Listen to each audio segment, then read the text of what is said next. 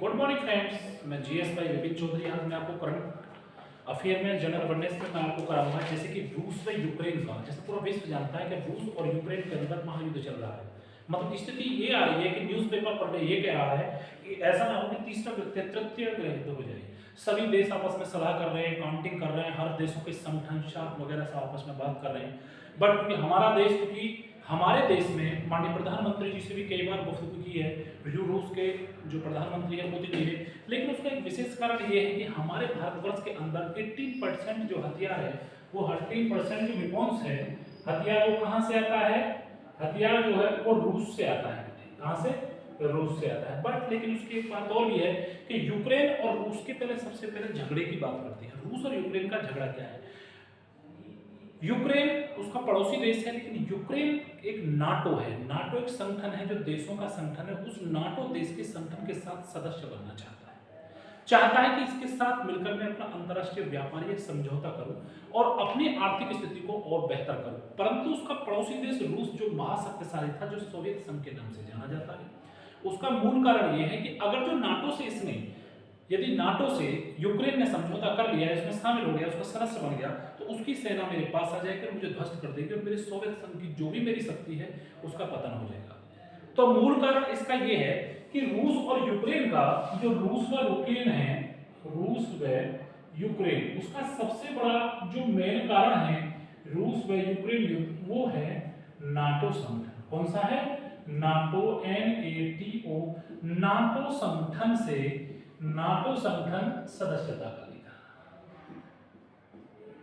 क्योंकि यूक्रेन भी झुकने के लिए जब नहीं है। यूक्रेन की राजधानी कीव पर, जो यूक्रेन की राजधानी कीव है, जो उसका हेडक्वार्टर है यूक्रेन का, उस पर बम्बार्डमेंट कर करके हमारे कुछ भारतीय लोग भी हैं जिन्हें हमारे माननीय प्रधानमंत्री जी ने बुलाया किसी भी कारण से, क्योंकि भारत के लिए रहने की अपील पड़ी कि आप सुरक्षित आप जा सकते हो। अन्य देश के कुछ लोगों ने यूक्रेन पर हमला कर, अन्य देश के कुछ स्टूडेंट्स या कुछ वर्कर्स जो वहाँ काम कर रहे हैं, पुतिन के आक्रमण से बहुत लोग वहाँ एक्सपायर हो गए, जिससे प्रत्येक देश को अपने देश के जवान, मतलब स्टूडेंट्स वगैरह, बहुत सारे वर्कर्स को खोना पड़ा। हमारे कुछ भारतीय भी थे, परंतु हमारे भारतीयों के साथ ये हुआ कि हमारे रिलेशन रूस के साथ बहुत अच्छे हैं। उसने कहा कि आप भारतीयों को धीरे धीरे निकालें। तो हमारे प्रधानमंत्री जी की एक अहम अपील के साथ यूक्रेन से पायलट द्वारा हमारे भारत में हमारे भारतीय लोग आ गए, जिनका बड़े जोर तोड़ से अभिनंदन किया गया। हमारे यहाँ विशेष कारण ये है कि जब भी हमारे यहाँ पहला चला था, जो प्रवासी थे, लॉकडाउन के समय में भी बहुत सुरक्षित तरीके से हमारे भारतवर्ष में उन्हें उतारा गया। उतारने के बाद उन्हें सुरक्षित इंतजाम करके उनके घर तक पहुंचाया गया और क्वारंटाइन रखा गया। उसी तरह से भारत ने अब यूक्रेन और रूस के युद्ध के दोनों के संघर्ष के चलते अपने भारतीयों को यूक्रेन से निकाला और सुरक्षित उन्हें अपने घर तक पहुंचाया। अच्छा, अब बात आती है कि नाटो क्या है। नाटो एक अंतर्राष्ट्रीय संगठन है, कुछ देशों का संगठन है, जिसका सदस्य कौन बनना चाहता है? उसका सदस्य बनना चाहता है यूक्रेन। तो मेरे प्यारे बच्चों, जो यूक्रेन इसका सदस्य बनना चाहता है, तो उसकी जरूरत है कि रूस को इससे क्षति है, रूस को क्षति होगी, रूस को क्षति होगी। क्यों होगी? उसका सबसे बड़ा कारण क्या है कि जो इसकी नाटो की जो सेना है वो यूक्रेन के साथ मिलकर उसके बॉर्डर पर आ जाएगी। रूस को सैन्य शक्ति से आपत्ति है।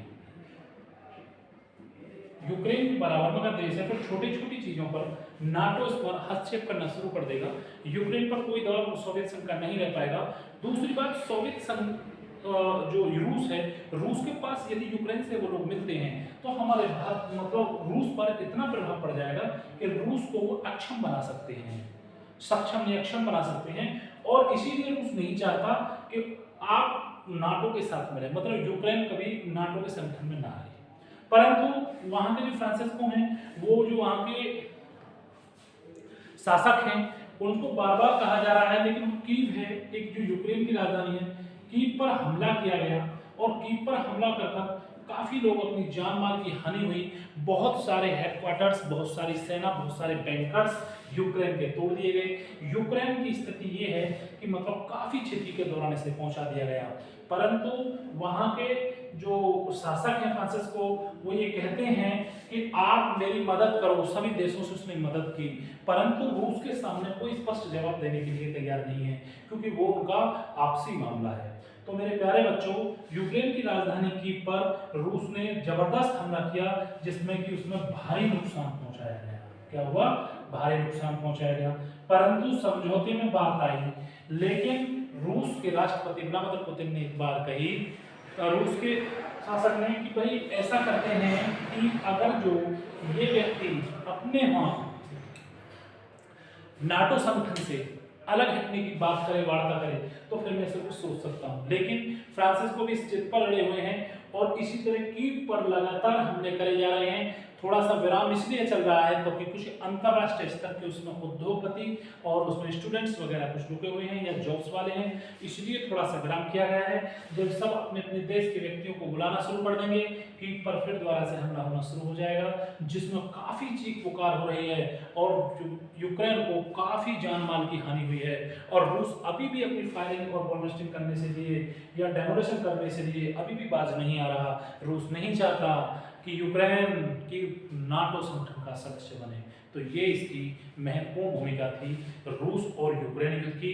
क्या भूमिका थी?